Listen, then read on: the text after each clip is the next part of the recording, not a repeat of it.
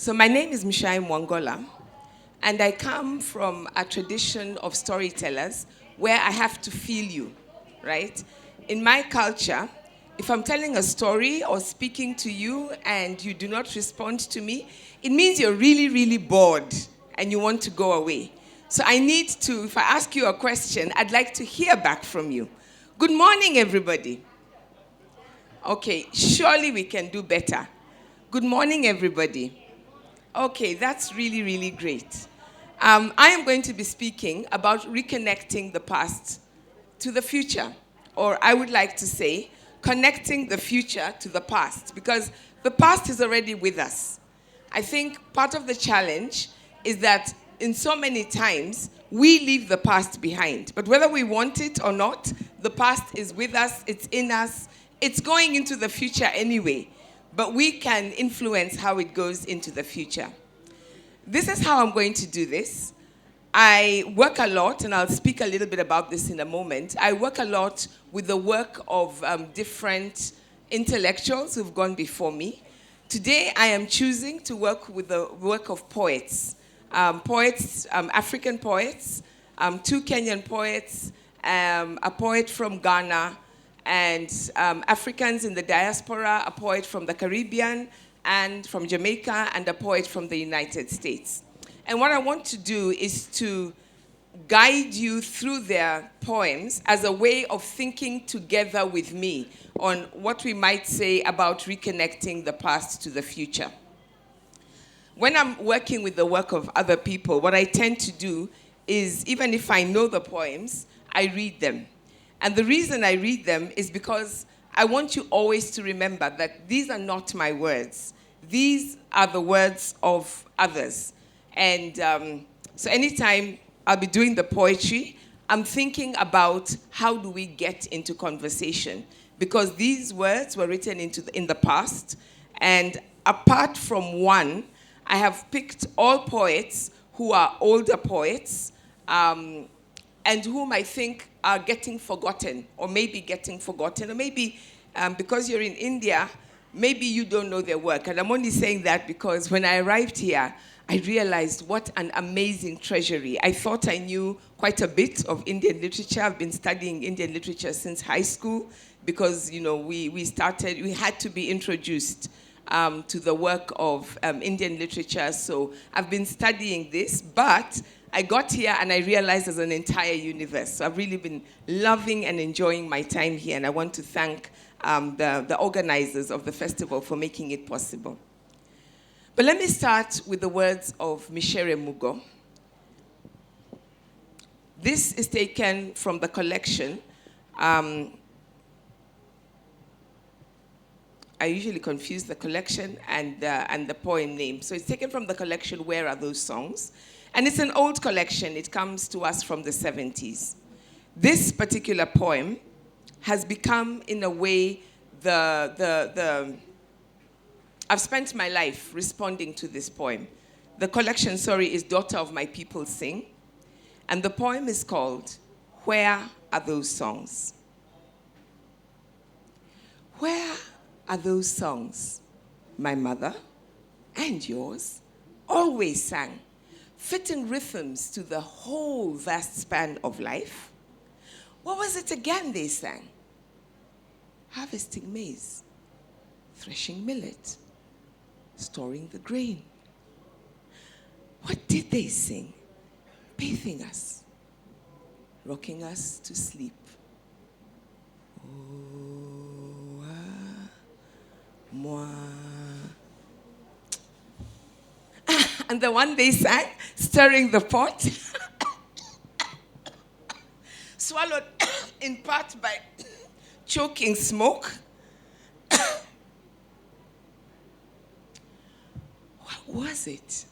The woods echoed, as in long file, my mother and yours.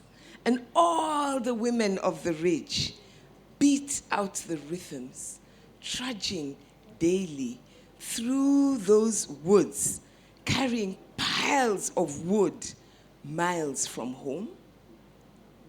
What song was it?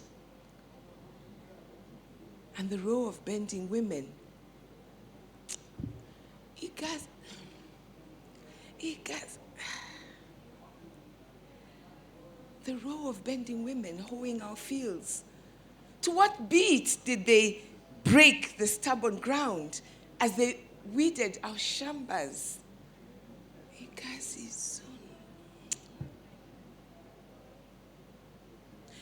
What did they sing at the ceremonies?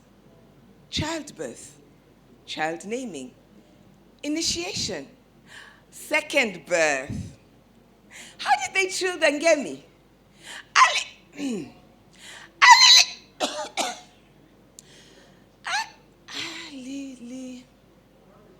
What was the wedding song? How did the funeral song go? Sing me the funeral song. What do you remember? Sing. I have forgotten my mother's song. My children will never know. This I remember. Mother always said, sing, child, sing. Make a song and sing. Beat out your own rhythms, the rhythms of your life. But make that song soulful and make life sing. Sing, daughter, sing. Around you are uncountable tunes. Some sung, others unsung. Sing them to your rhythms. Observe, listen, absorb, soak yourself, bathe in the streams of life, and then sing. Sing simple songs for all the people to hear and learn and sing with you. Mshai Mwangola.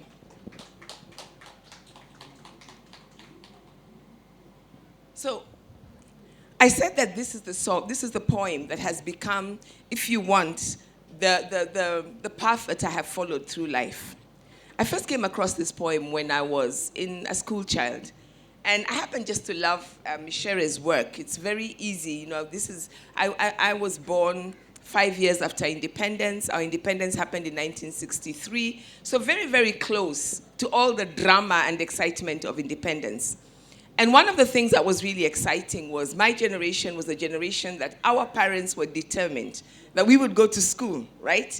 Go and get a good education. And they were also determined that we would leave behind some of these things of the past that they didn't really feel were important to us. So when I came across this poem, it really felt that it was speaking to me because I had grown up and I didn't know the songs of the past. I really didn't know the stories of the past. I grew up reading Enid Blyton. I was very amused to see Enid Blyton in the bookshop. I grew up with Little Red Riding Hood and Cinderella, and I didn't really know the stories of my own people. And when we talk about reconnecting the past to the future, I think we often talk about the big things. What I want us to think about today is the small things, the small people, the little things that you can do. Something that's really important to me, and I mentioned this the other day, is the Adinkra symbol that comes from the Akan people of Ghana and Togo. And it's a symbol, as I said the other day, it's a bird that's flying into the future, but it's flying in the present, right? You can't be in the future. You can only say, I'm going to that future. So the bird is in the present, it's heading towards the future, but it turns back to sea. Some people say it turns back to sea. Some people say it turns back to get what is in the past. And the translation of the Sankofa symbol is often given as go back and take with you, right? So you have to go to the future with the past. But another Adinkra symbol that I really love is called Nkonso Nkonso. And this is given as the symbol is the symbol of a chain. I thought I would be able to show you the pictures, but just imagine with me, it's a chain, and you know how chains are made of different links. And Konso Konso reminds us that the chain is always as strong only as its weakest link. Because if you have a very strong chain and the link, one link is weak, that chain will break. And I think of that as the present. The past may be strong. It may have a lot to offer us. The future might be strong, but if the link of the present is broken, then that chain is of no use. And this is a reminder that we are that link. And the work that I want to hopefully call all of us to do, in your own way. You don't have to be one of the big political leaders or one of the towering intellectuals that we have heard from all this week. In your own way, you can be the link that connects that past to the future. So I describe myself as an oratorist, and I want to talk a little bit about what that means. I said I was born, I'm part of what we call Uhuru generation. Uhuru is a word that means freedom or independence. We were born immediately, we're the generation that was born immediately after Kenya gained its independence. And what that meant was that we were born in a euphoric time. You know, our fathers and mothers had fought so that we could be free, so that we wouldn't have discrimination. They had fought so that we could have a good education and health. And I remember as a child, we used to hear all these promises. Water for all by the year 2000. Education by the year 2000. I think we should have moved to Kerala to get that. Lights by the year 2000. All these amazing promises. But then, you know, the year 2000 came and went, and I'm afraid to say we didn't get there. So the euphoria also came with disillusionment. But before I get there, I want you to be with me as a child. And this is an exciting time. Kenya has discovered itself as an independent country. And one of the things that happened was there were a lot of conversations about the content of education. Now, I have spoken to enough of you to know that I do not have to tell the story of what happened at the University of Nairobi. I know many of you read Ngugi wa Thiong'o, and there are a whole number of intellectuals from that period, Taban Loliong, Mshai Mwangola, whom I started with, who was also in the department. In fact, she became the first dean of literature at the University of Nairobi, who was a woman. And some of you may know that she wrote the play, The Trial of Dedan Kimathi, along with Ngugi wa Thiong'o. And Trial of Dedan Kimathi was written after they had watched a play by somebody called,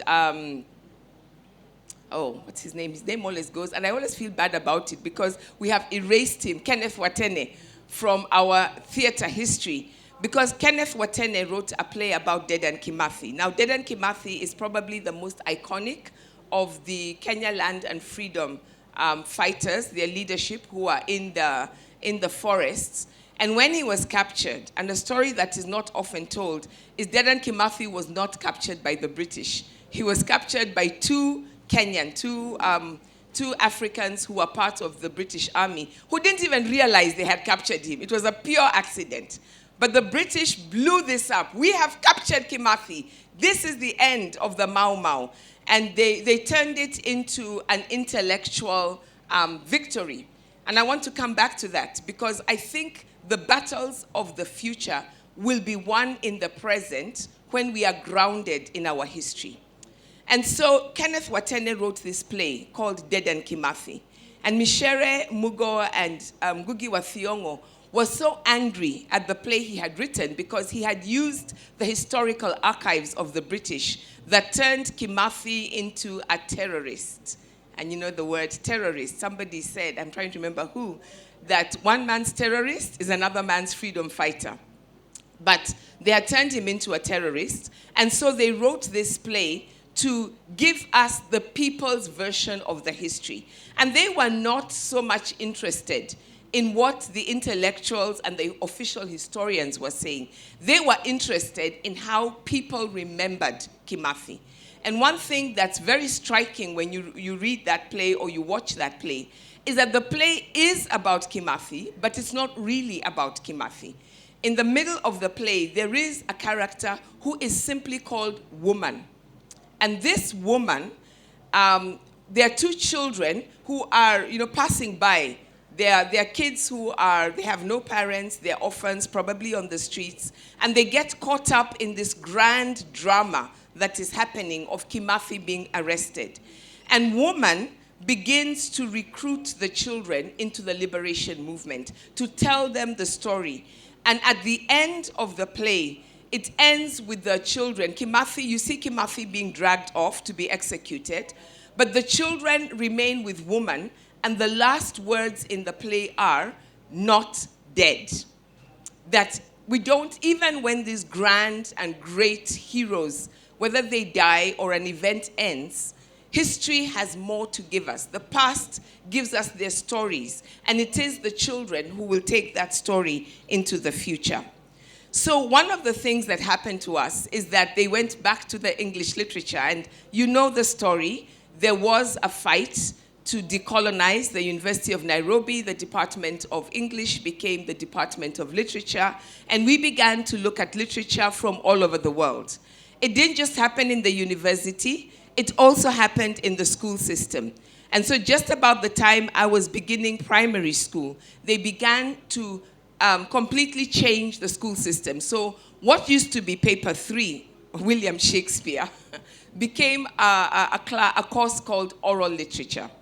Now, around, and I'm not going to go into the full history of what happened with oral literature, but two Ugandan intellectuals, Pio Zirimu and Austin Bukenya, wrote a paper that was presented at FESTAC, the Festival of Black Arts, in Lagos in 1977, where they used the term orature.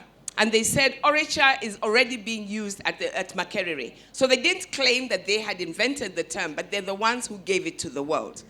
And what I find really interesting about the way they talked about orature, by the way, it wasn't presented in a literature panel, it was presented in an English panel, is that they talked about orature not as oral literature, literature that people who are non-literate, you know, people who couldn't write, therefore they spoke, not as literature that is oral, but rather as a whole new way of, or rather an old way that the academy was rediscovering, being brought into the westernized intellectual spaces where people acknowledge that our people have always, as Barbara Christian said, we have always been theorizing people, but people who think in hieroglyphics. In other words, when we dance, when we sing, when we paint, when we write, because Africa has got many, many written scripts as well, all those are forms of literature. And literature is how you inscribe, how you capture, how you document the thoughts. And that is a short way of, a short story through why I call myself an oratorist. When I did my PhD, I was in the performance studies department, and I spent an entire year reading the theories of performance, and I realized that the Americans were telling us, we discovered performance studies, we're the ones who developed it. And I was like, but this is orature. This has existed for millennials. And so I've chosen to call myself not so much a performance study scholar, but an oratorist. But back to this idea of reclaiming the past. And I said it is not just about reclaiming the songs and the stories, the content, but it is also about reclaiming an epistemological way of embracing the world. Thinking about how we transcend boundaries. You know, I define orature as the transcending of boundaries in the making of meaning. When I came in this morning, I had the pleasure of briefly talking to Dr. Zachariah, who I think is sitting. Dr. Zachariah, please just wave, sitting somewhere at the back. And he showed me he's got a collection of poetry that comes out of his academic research. I love that, because that's the kind of work I'm trying to do, where academics don't just produce books that only academics read, but then they then take them into the public sphere. And the most beautiful way of doing that is to use art, to use literature, to use writing, to use things like that. So part of the work is to transcend boundaries of literature in terms of moving through the different genres. Part of the work is to extend the intellectual spheres. So those of us who are academics, it's such an amazing, wonderful joy to be able to come to a place like this where we are working with intellectuals who use the creative form of writing and doing everything else.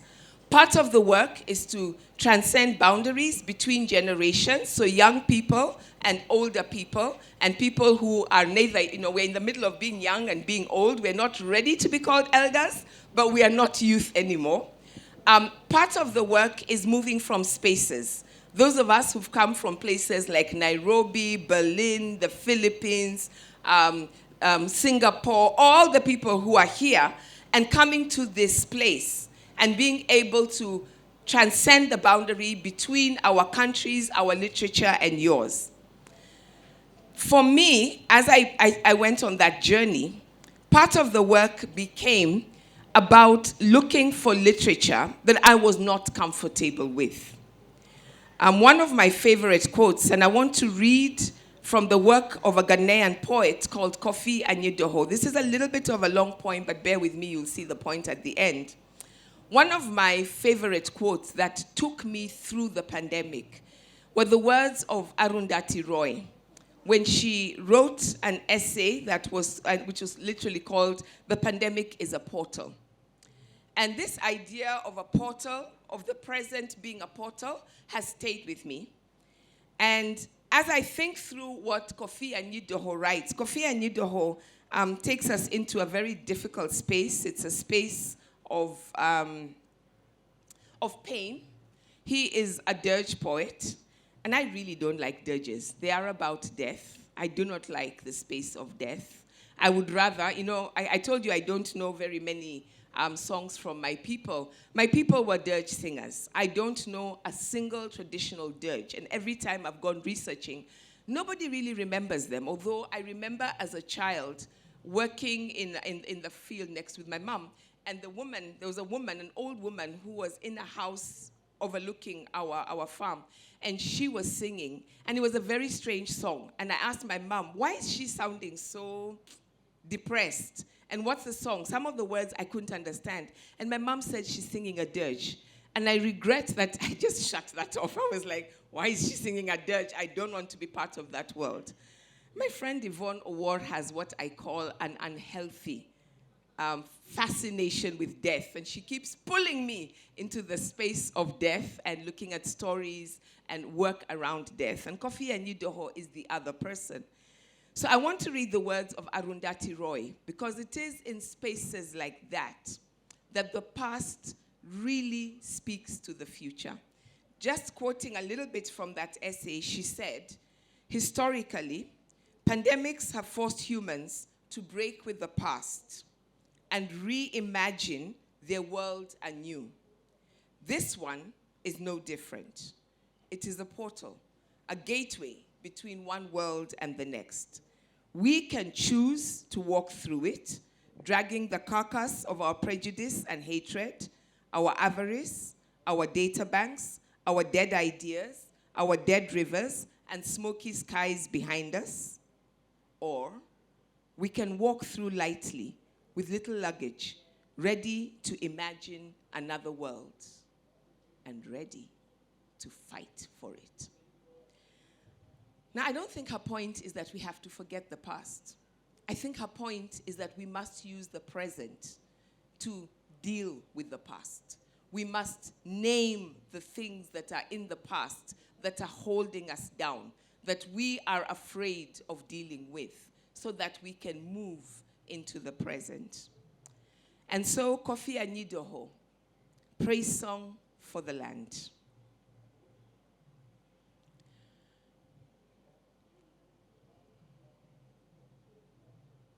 I want to sing a praise song for the land. I must sing a praise song for the people. It is a passion as strong, as deep as memories of storms, a vision as sharp, as urgent as a sudden call to arms. I must sing a praise song for the land. I want to sing a praise song for our people. Once, so long, I strained my hopes in wake of dirge singers. From them, I learned of inner joys only close knowledge of private pain may give to an aching soul. In their songs, I heard the midnight ooh hooting of the lonesome owl, the shrieking of seagulls, orphan child, the deepest moans of the maned panther, the final sighs of departing souls. The eloquence of dirge singers is a searchlight through nightmares. It is a walking stick in the crippled's hands, a key to secret doors that lead into treasure caves of the soul of life. The song of sorrow is a path of mastery over mysteries of death, of life.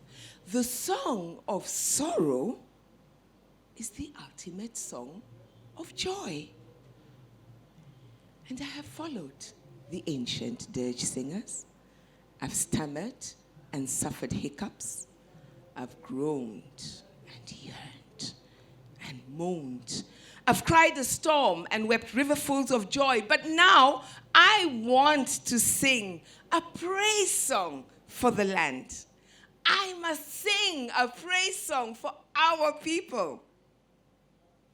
But there is no genuine praise except where great battles are won. No deserving praise except where great despairs are blown apart. Before the praise, they say, I must remind our people of our many, many failures.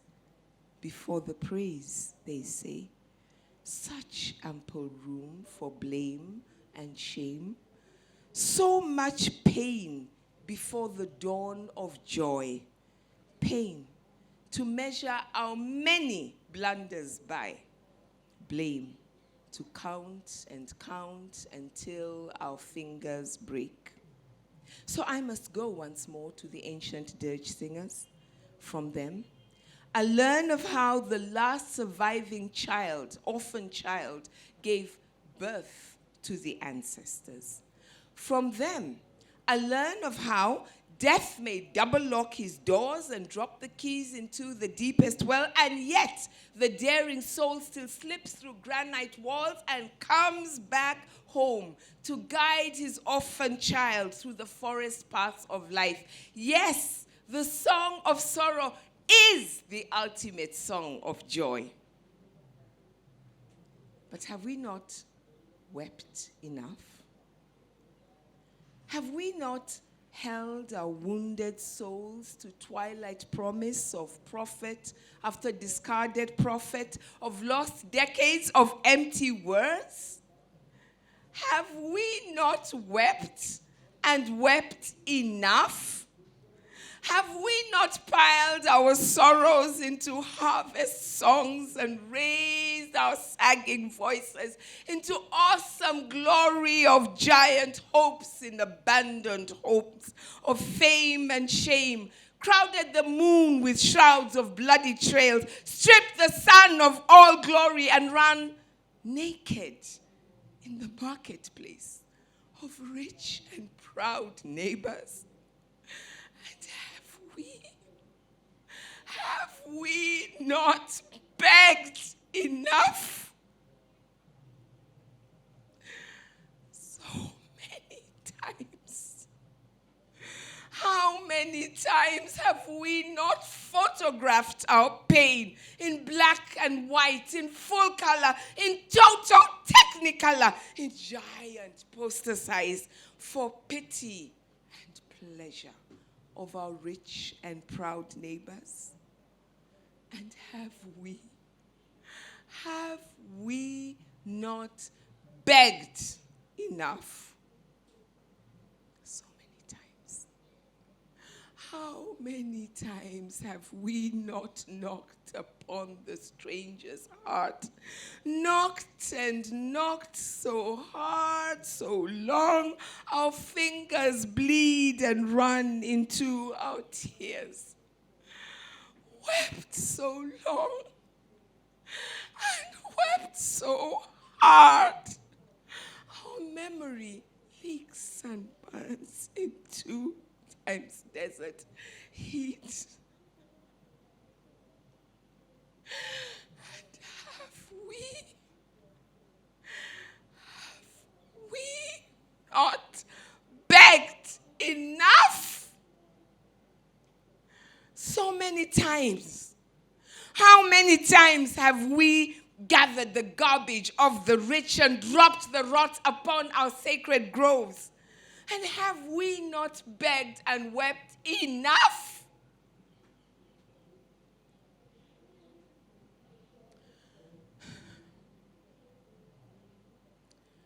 Once, there were rainbows in corners of our souls. But came storm time, and the colors turned to smoke. And the smoke became the acid rain that washed the laughter from our song.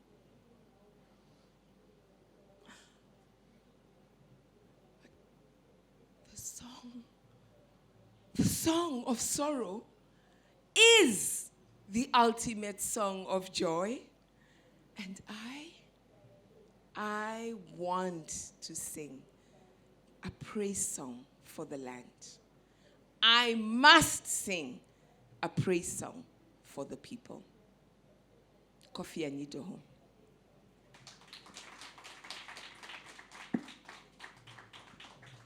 So having taken you through the pain of connecting with the past, there's also joy. And I think what I want to do is just finish with a couple of other poems, because I don't want you to leave with having been dragged down. Because within that pain, there are people who survive. Abdul Razak Gurna the other day talked to us about that it is important to find hope. And one of the things he said is that when we look at the big narratives of history, it is important to find the small people. It is important to understand their strategies of survival and the strategies and the ways that they have kept us. They have held us. We know of entire people who have been wiped out through genocide, but we are still here. We still survive. We are still moving into the future. And these lands like yours, India, Asia, and Africa, that have been called the dark continent, the old continent, the past continents, are definitely the continents that will become the continents of the future, because we carry within us this ability to survive. So from Christine Craig, who is Jamaican, The Chain. I've come this far to freedom, and I won't turn back. Sorry, I've gone actually to midway, which is where I want to finish, because she's such a wonderful poet. The Chain by Christine Craig.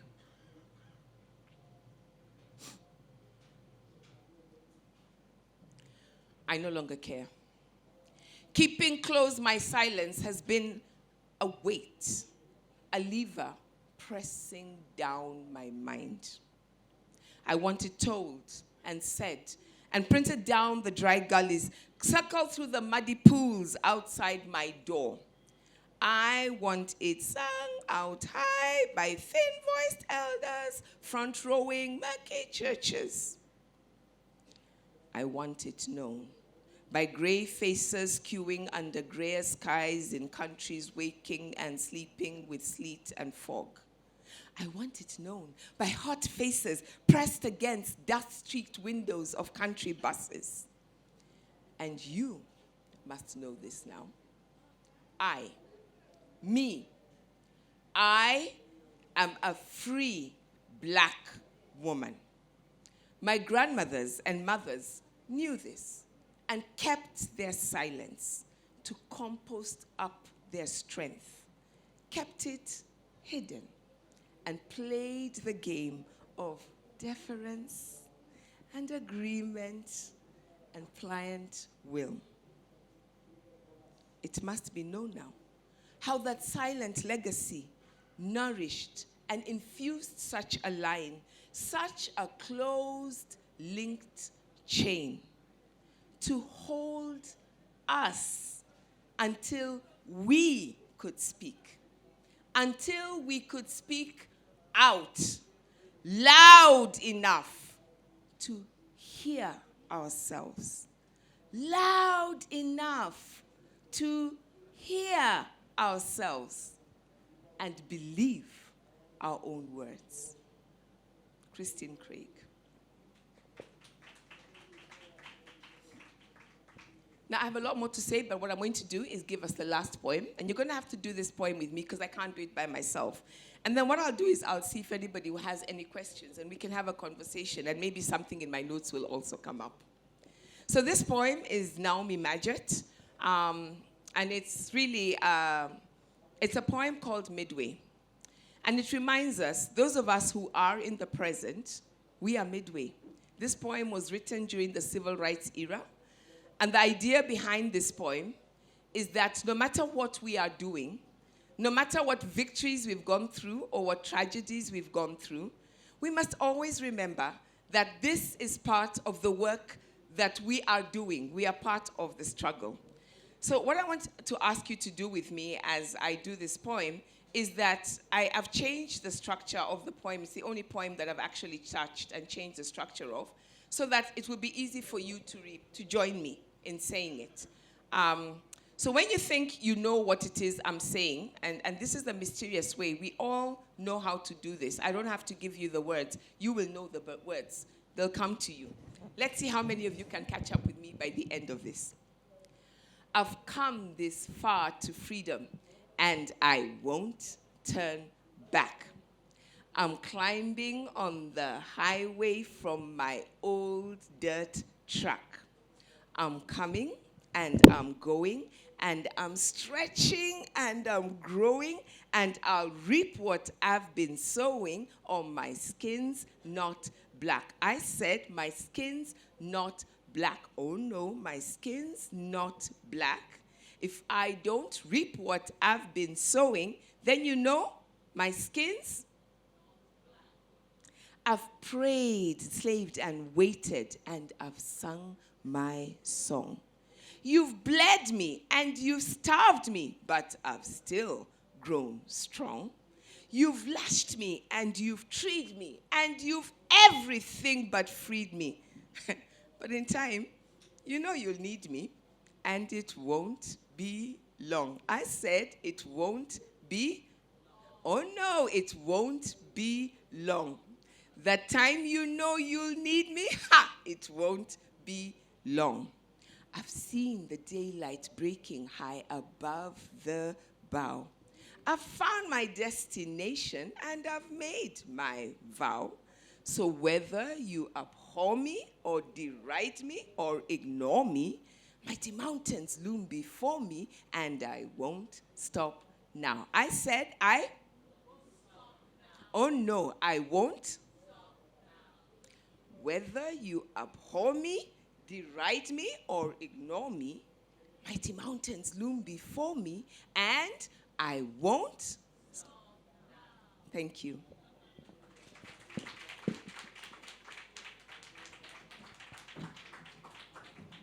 So that was indeed an insightful session, ma'am. Thank you. Thank you so much. Does anyone among the audience have questions?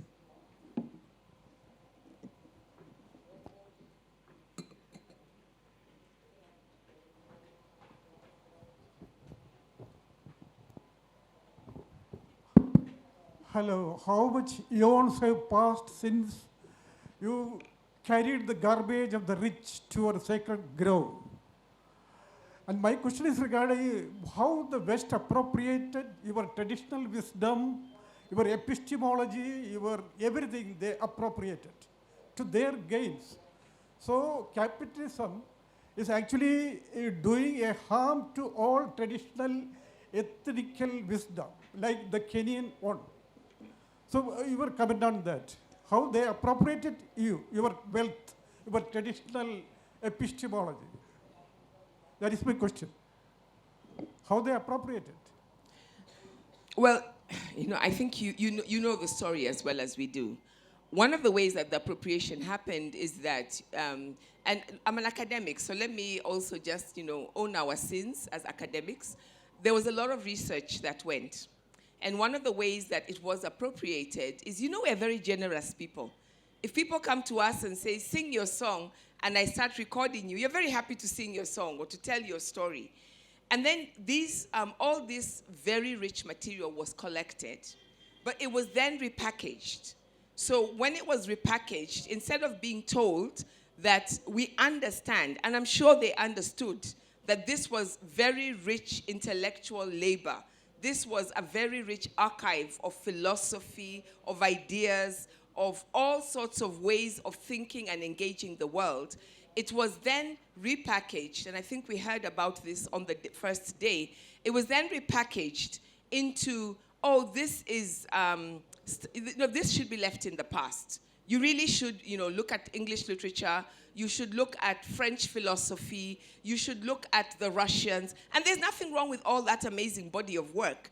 But in taking it away, they took it away, they returned it to us, but they packaged it. Folk tales, that thing of, so I had a teacher once, the late Gashanja Kiai, who said to me, I wish I had taken oral literature seriously. He was the first generation who studied it in university. And he said that the book they were studying when they started learning African literature and the folk tales in particular, it said that folk tales are what primitive people had before they learned how to write. And so they had to keep it very simple because they couldn't hold in their minds these complicated intellectual ideas. And so he said, I want nothing to do with this African literature. I am a modern person.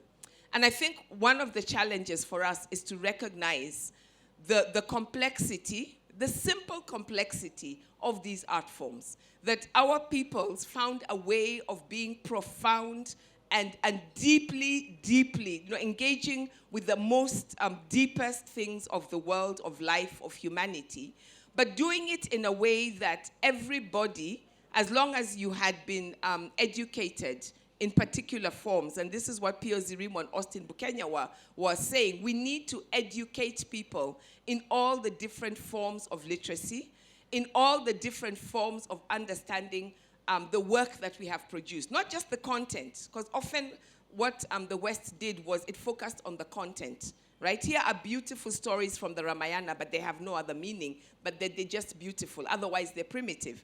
And we have learned to say, no, they're not. So not just the content, understanding the forms. So like I said, I had to learn dirge. And if you come to in the afternoon, I'll be doing some storytelling. And I'm working with a simple storytelling form, but I'm putting in history and theory, the stuff I've heard over the last 4 days at the conference. And it is that thing of saying, how do we learn to read the form, to read the content, to be able to read the audiences so that it's not only intellectuals, academics who are engaging the material, but even the smallest child who comes into an intellectual space is able to pick something and go with it. And I think that's how they did it. And now that we understand how they did it, that's how we're taking it back and we are passing it on to the next generation.